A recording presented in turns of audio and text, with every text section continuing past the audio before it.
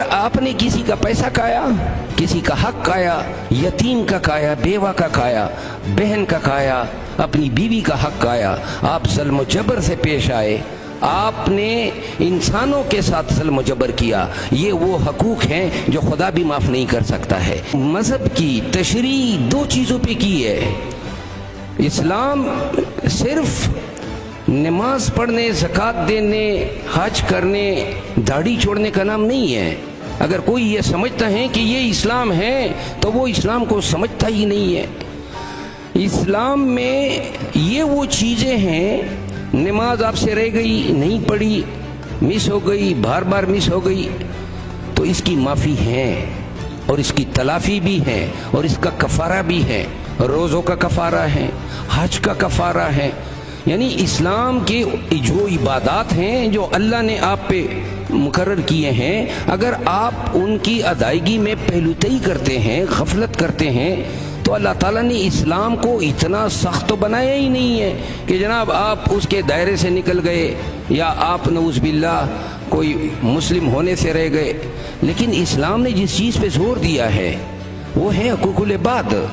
تو لہٰذا یہ اللہ نے یہ زندگی عبادات کے لیے صرف نہیں دی ہے، اللہ نے کہا ہے مجبور، بے کس، غریب، کمزور، ان کے ساتھ آپ کا رویہ۔ اللہ نے جو اسلام میں آپ پہ سماج کے اندر رہتے ہوئے جو ذمہ داریاں دی ہیں، اس میں اللہ نے آپ کو اس دنیا کی جو جتنی نعمتیں ہیں، وہ قرآن کریم میں کیا فرماتے ہیں کہ فَبِأَيِّ آلَاءِ رَبِّكُمَا تُكَذِّبَانِ۔ قرآن کریم کی آیت ہے کہ إِنَّ الَّذِينَ تَدْعُونَ مِن دُونِ اللَّهِ لَن يَخْلُقُوا ذُبَابًا وَأَسْمَهُ لَهُ۔ یعنی کہ قرآن کریم کہتا ہے کہ اللہ تعالیٰ نے، دیکھیں اس کا مفہوم میں آپ کو یہ بتا دوں، اللہ تعالیٰ نے آپ کو اس کائنات میں پیدا کر کے آپ کو لکیر کا فقیر نہیں بنایا ہے کہ آپ وہی کریں جو آپ کے اجداد نے کیا۔ اللہ نے آپ کو عقل سے نوازا، ورنہ یہ میں نے ذبابًا وَأَسْمَهُ لَهُ، یہ کائنات کے تمام سائنسدان مل کے بھی ایک مچھر کے پر کی تخلیق تو کرنے سے رہے۔ تو لہذا اسلام کو وسعت قلبی کا ہے، افہام و تفہیم کا ہے۔ حضور کریم صلی اللہ علیہ وسلم کی ذات مبارکہ کا مطالعہ کریں، اور کیا کہتے ہیں کہ کنتم خیر امت اخرجت للناس، یعنی کہ اللہ تعالیٰ فرماتے ہیں کہ حضرت محمد صلی اللہ علیہ وسلم کی ذات میں پوری امت کے لیے بہترین نمونہ ہے۔ کتنی شادیاں کی حضور کریم نے اور کن سے کی؟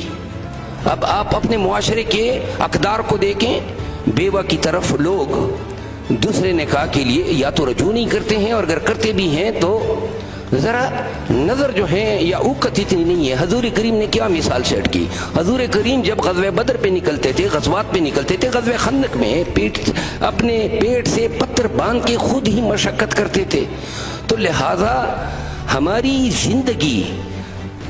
زندگی اور اسلام کا نظریہ زندگی یہ ہے کہ جیو اور جینے دو، لوگوں پہ مذہب اتنا طاری نہ کرو کہ لوگ جو ہیں اسلام کو دیکھ، اگر بعض لوگ ایسے ہوتے ہیں جو ہم بنیاد پرستی کی باتیں کرتے ہیں کہ جی لوگ ہمارے معاشرے میں بھی ایسے کہتے ہیں داڑھی کے حوالے سے، داڑھی نہیں چھوڑی ہے، تو پھر جناب یہ یاد رکھیں یہ داڑھی اسلام میں ہے، اسلام داڑھی میں نہیں ہے، ٹھیک ہے نا؟ اسلام داڑھی میں نہیں ہے۔ اور میں نے اپنی زندگی میں بہت سارے حج کرنے والوں، بہت سارے محدثین کو، یعنی کہ جو حدیث سے ایک نکلتی ہیں اور دوسری آتی ہے، بہت سارے حفاظ کو، شیوخ کو، عزام کو میں نے بڑے چھوٹے انسان بھی پایا ہے۔ تو لہٰذا نہ عمر نہ علم، اپنی کردار کی بلندی میں، اپنے کردار کے بناوٹ میں آپ نے دیکھنا ہے۔ اسلام نے آپ کو ایک نظام زندگی دیا، ماں، باپ، بھائی، بہنوں کے، پڑوسیوں کے، گاؤں کے لوگوں کے، معاشرے کے لوگوں کے حقوق کا تعین کر لیا، اب آپ اس کو رسپیکٹ کریں۔ اور اسلام نے حضرت خدیجۃ الکبریٰ، یعنی اس زمانے میں، آج بھی علی پور میں کسی کو بتا دے کہ فلاں کی بیوہ بابی تجارت میں شروع ہو گئی ہے، وہ اس زمانے میں پیغمبر کریم کے ساتھ شادی سے پہلے تجارت کیا کرتی تھی۔ تو اسلام تو آپ کو بتاتا ہے ایکسپلور کرو۔ آیت ہے ہمارے وہ دماغ کے کمپیوٹر میں بہت ساری چیزیں اوپر نیچے آج کل ہو گئی ہے. سیاست کا خانہ ذرا اوپر ہے آج کل, تو وہ آیتیں نکل گئی ہے. تو میں آپ کو یہ عرض کر رہا ہوں, ہمارے لیے اسلام جو ہے میں مختصر ترین تعریف ہے.